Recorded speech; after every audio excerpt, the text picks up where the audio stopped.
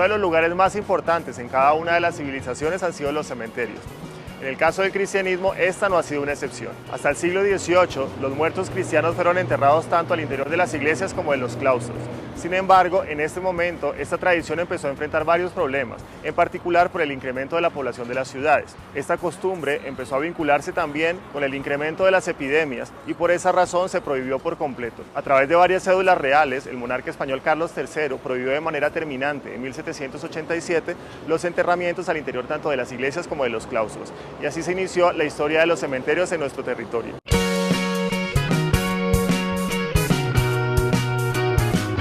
El cementerio central es el protagonista de nuestro programa de hoy. Bienvenidos a Cultura Capital. El cementerio fue entendido como la ciudad de los muertos. Por eso, en cada cementerio es muy importante el límite. Ese límite en el cementerio de Bogotá está definido por varios elementos.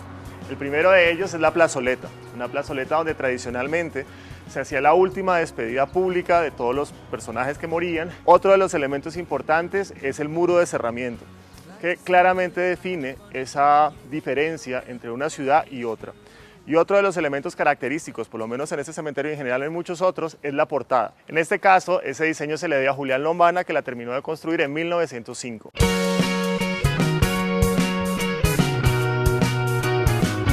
Este recorrido por el cementerio lo vamos a iniciar desde la Alameda Central. Una de las preguntas más frecuentes que hacen las personas cuando vienen a los cementerios es si hay fantasmas o se asustan. Y uno de los aspectos que yo quisiera mostrar en esta visita es justamente la posibilidad que uno sí tiene de oír las voces de los muertos. Uno de los ejemplos más representativos es el de la columna trunca, que ustedes van a encontrar en todos los cementerios y que representa la vida que se ha truncado de manera sorpresiva.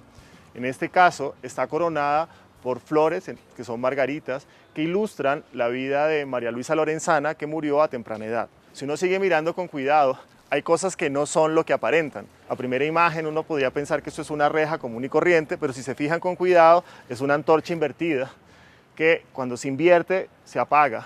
Y eso también ilustra sobre la vida que se acaba. Hay otros elementos que dan pistas sobre la vida del hombre que está enterrado en esta tumba. Por ejemplo, en este caso se pueden ver el tintero, el papel y el periódico que permiten concluir que era un hombre que estaba vinculado con las letras, con el periodismo y que era un hombre público.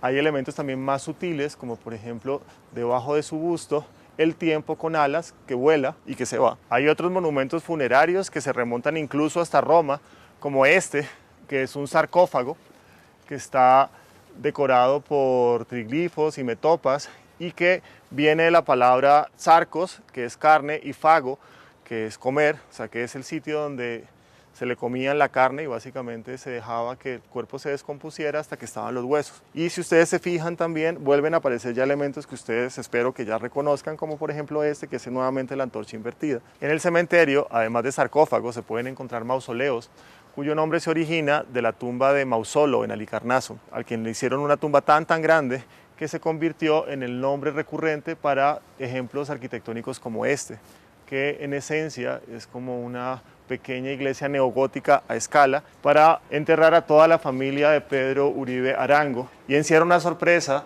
porque Juan N. Uribe, de la misma familia de Uribe Arango, se casó con una de las hermanas, o la única hermana que tuvo Paul Gauguin, Mary Gauguin, que estaba enterrada aquí.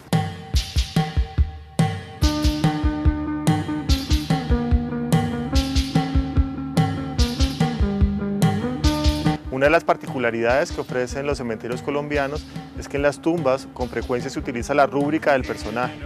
Aquí vemos la de Alfonso López Pumarejo, que fue presidente de Colombia 2 veces, pero esto también se puede ver en otras tumbas de este mismo cementerio y en cualquier cementerio de Colombia, lo que no es frecuente en otros cementerios del resto del mundo.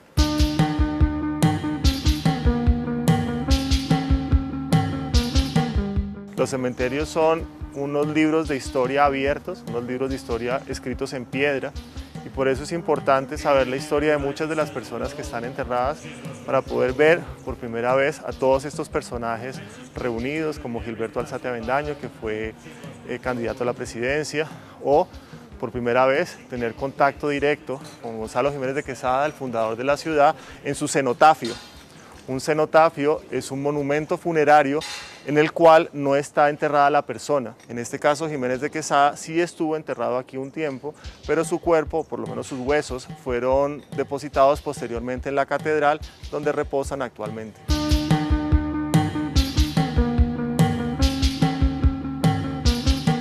Otro de los personajes olvidados es Manuel Briceño, cuyo mausoleo no es explicable a menos de conocer un poco de historia nacional.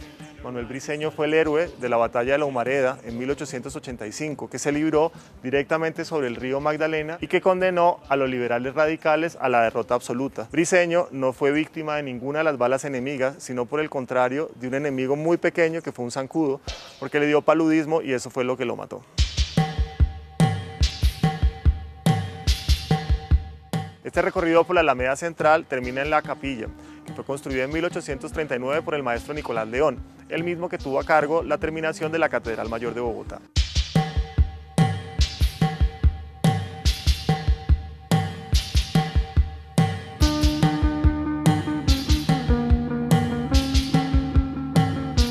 La única banca que se conserva en el cementerio central es esta, que utilizaba el presidente Santos y su esposa Lorencita Villegas para acompañar a su única hija Clarita, que murió muy joven, y que ellos cada vez que salían de la ciudad en sus viajes paraban necesariamente aquí para despedirse de ella, y por eso mandaron a instalarla. Eduardo Santos y Lorencita Villegas están enterrados justamente al lado de su hija para acompañarla siempre. Hay algunas tumbas que adquieren cierto valor representativo como puente de comunicación entre este mundo y el más allá, algo que caracteriza a la tumba de Leo Kopp, que como saben fue el fundador de Bavaria. Sus obreros y sus empleados lo recordaban con gran cariño y le mandaron a hacer una escultura a Vittorio Macho, que es el escultor español que hizo el monumento de Uribe Uribe. Muchas personas consideran que si le hablan al oído, reciben los favores del más allá, así que es frecuente encontrar gente en esta posición, hablándole aquí, pidiéndole cosas.